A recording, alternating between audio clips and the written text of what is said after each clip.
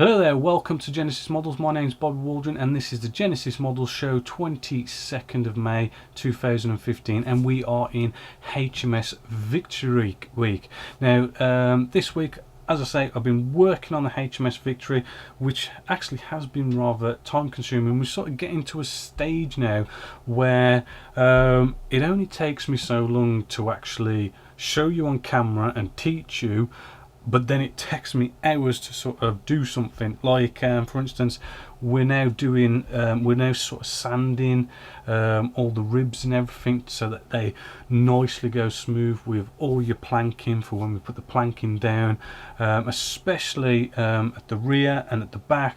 Really have done a load of sanding, but it doesn't take me that long to show you how to sand. It's just, you know, it takes a lot of sanding and it's a lot of dust. So it really is, if you are following this, you know, you really want to sort of do what I did. Basically, it was a nice day outside, went outside and started sanding outside. Even I had my face mask on outside as well, because it really does kick up a lot of dust.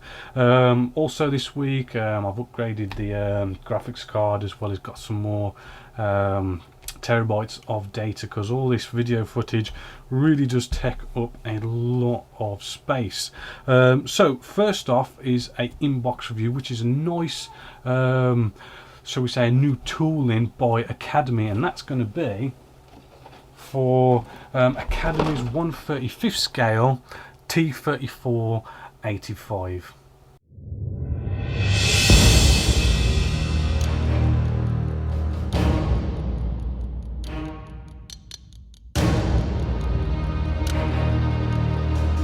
Hello there, welcome to Genesis Models. My name's Bobby Waldron and in this video we're going to be having an inbox review of Academy's brand spanking new 1/35 scale T3485, and it's the 112 factory production.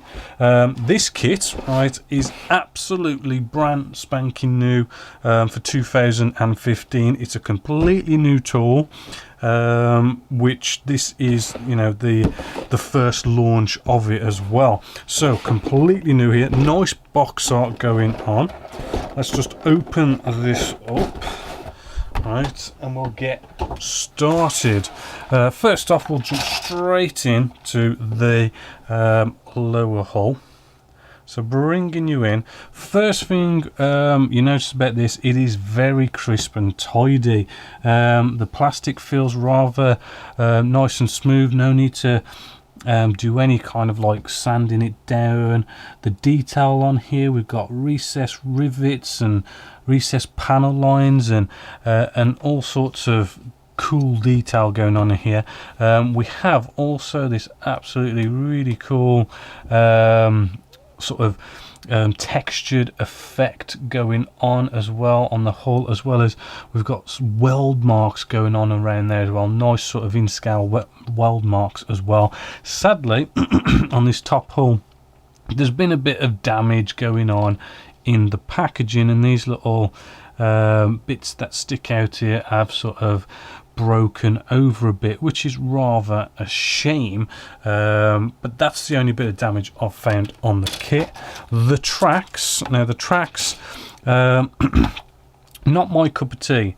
They are well detailed, you know, they look good, but I don't like this sort of some parts of it being all together and then you got bits that you bring together. I don't like that sort of thing. I either like it, you know, those all-in-one sort of rubber tracks, or I personally like just lots of these, loads of them, and you stick them all together and you can really customize how you have the tracks. But with this, you know, that is it. It is fixed in that position and that is it. It does have a bit of a nice bit of realistic sort of wave to it, so as you know, it's not going to be just flat and look a bit unrealistic. Sadly, we do have ejector pin marks going on all on the top, absolutely loads of them, so you might want to kind of weather them out with mud or something like that. Moving along, we have a few pieces here, which is like our the bottom of our hull. Again, very nice, good, crisp detail. The sides of the hull, drive wheels and everything going on just at the back here with nice, cool bolts going on. Let's bring you in on that. as you can see, really cool bolts going on in there. Again, we've got that lovely texture as well on, I think it's the driver's hatch. We've also got some pretty cool vent detail as well going on in there. Sadly, again, you know, we turn this over and this is just not going to be a ejector pin mark friendly kit. But moving along to the turret, hopefully I'm seeing here absolutely gorgeous texture. We've got really cool sort of weld marks going on around there. We've also got two options here. We've got like a World War One as well as like a North Korean War version as well, so nice bit of option going on in there. The gun mantlets, you know, have got all that lovely texture going on there, very crisp, no flash at all going on with this kit, which is rather cool. We've got some sort of detail pieces here. We have some hatches, hopefully you can see. The surface details looking just as good as everything, as well. Sorry, looking just as good as everywhere else on the kit. But again, you know, these ejector pin marks are absolutely everywhere. So if you want these hatches open, we've got some ejector pin marks to take care of. The wheels, you know, same detail as everywhere else on the kit. Very nice, crisp, smart, neat. Good detail, rather a good kit. There are just a couple of now bags which are just full of like little bits, which I think you sort of get the picture of the quality of the kit. Loads more wheels, a few other little bits and bobs in here. So you know, to speed up this inbox review, we do get a little bit of photo etch. We've got some nice photo etch here for some sort of grills or something. Really feels very not thick at all, feels like good photo etch. It's not Edard photo etch, but it does look and feel good quality photo etch. We do have our decals. Again, you know, decals with armor, it's not really a biggish deal. Let's zoom you out a little bit. As you can see, it's all in white. They do feel like they could be good quality, but you never know until you actually start using decals, to be honest. So just put that away. And then we come to the instructions. Well, first off, we have some markings going on here, color schemes and different markings where all your decals go. We've got enough to do 6 different tanks going on here. 3 of them are like the Korean War and the other 3 are World War II. So then we have our instructions. Let's get this out of the way a second. Right, in our instructions, you know, the paper is just sort of like a medium quality paper, very matte, no colour. Got some nice colour call-outs, but moving along, the instructions, there really isn't anything major to note in here. It does look as though you are going to get where you need to get. There's no sort of major options going on with these instructions apart from, say, the turret. That's where, you know, we seem to have the different options for the Korean War or World War II. It continues on the other side, and again, you know, it really isn't rocket science. It's really straightforward and simple. Now this kit is actually priced rather nicely. It is £25.99 RRP, so cracking price, cracking new tool. Got a bit of photo etch in there. The detail all around this kit looks really nice and crisp, smooth, no flash. The only thing I can sort of knock this on is, you know, you got those ejector pin marks to look out for, but with armor, let's face it, I mean, we can come along with all sorts of mud to fill them in that way. And then there was that little bit of damage on the top of the hull where it's been in a bit of sort of not the best kind of packaging going on there, but then again, it could be a one-off for this kit. So all in all, this kit is a well recommended kit, definitely worth the price, you know, and it's something again I would love to build, but we will see. So until next time, my name is Bobby Waldron, this is Genesis Models, and I hope you've enjoyed. So there's a new tool in there by Academy. That will also be put up as a solo video, so you don't have to search for all these new shows to find your product reviews. Now what I'm going to do now is going to show you what to expect in this week's episode of HMS-Victory. So here we are with the Victory. As you can see, we've now got a couple of decks going on in here. We've also sprayed out these decks as well.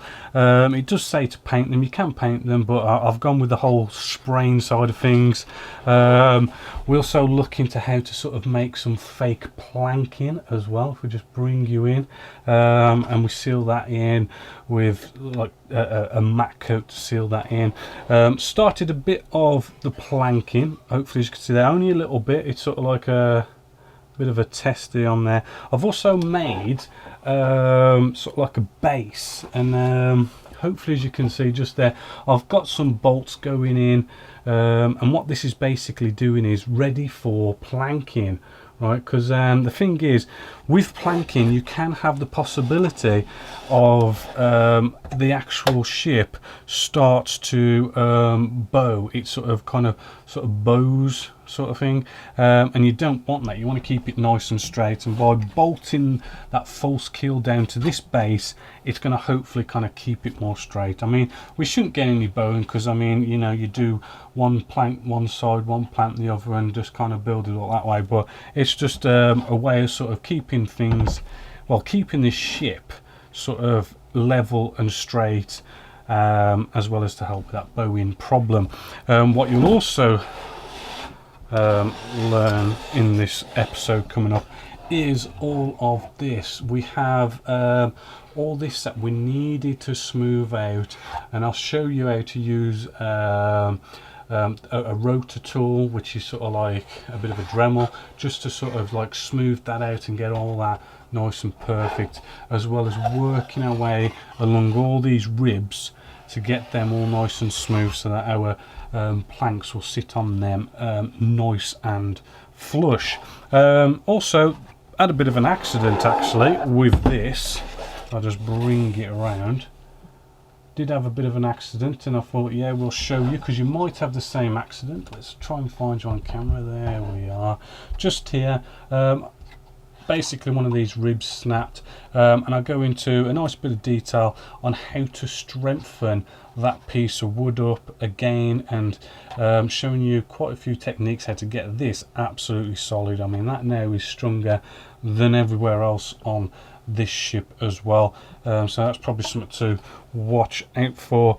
We have got plenty of more planking to do on this, and start cutting out the gun ports and everything, you know, which is something that I'm kind of thinking, you know what, I'm gonna work on this next week some more as well, because really it's MiG-21 week next week, and the MiG-21 is just like literally a little bit more and it's finished, it's done. It's not going to take me all week to do that, so we'll have the final episode of MiG-21 next week, all done, dusted, finished. You know, we'll have a nice little gallery to show you all that, and what I was thinking was carrying on with HMS-Victory and whacking another episode of Victory up for next week, because I am sort of really getting into this at the moment, and I want to sort of get a nice bit of planking done on this. So hopefully you'll enjoy an extra episode of HMS-Victory next week, as well as you know, the MiG-21 coming to a end. And next thing I want to show you is some planking, right? A nice little planking tool by Modelcraft. So here we have our Modelcraft bending iron, and this was from cornwallmodelboats.com.uk. Rather nice site actually for getting any kind of stuff for wooden ships and that kind of thing, and this actually cost, I forgot now, but it was about £28.50 ish, but it is a very, very useful tool. It's very nasty and hot tool actually. Ooh, that was a bit hot. You get a nice little rest with it, and you get this piece of wood which helps you to bend your planks of wood. Now just to kind of show you, here is a plank, right? This is I do believe it's like 5mm by 2mm. Now you can only bend this so far. This hasn't had any sort of help or treatment, but you know, it doesn't take much, as you can see, to break it. Now this one here, all I've done is I have soaked it in water for about 20 minutes, you know, nice warm water. And by just having that water, I mean, you can sort of bend it a little bit with your hand, but you know, I wouldn't sort of recommend it, not when you've got one of these bending irons. So all you need to do, right, is place it on our wooden block here, and then we just press this down, right, and we just sort of roll it up and down nice and slowly, right, and just keep on doing this, right. And even after this short period of time, already you can see that that plank is bending with no snapping or anything like that. Right, let's see how much of a curve, if we can get this to curve nicely to this. There we go. I mean, as you can see, that has got quite a nice curve to it, and you know, there is no sign of any kind of snapping or anything like that. It is rather easy to do, right? And at any point you can sort of move it along and start the bending process somewhere else, as you can see. Now the one thing is with this, it really does hurt if you touch it. You know, I touched this once and I ended up having a massive blister on my finger. Was not nice, very painful.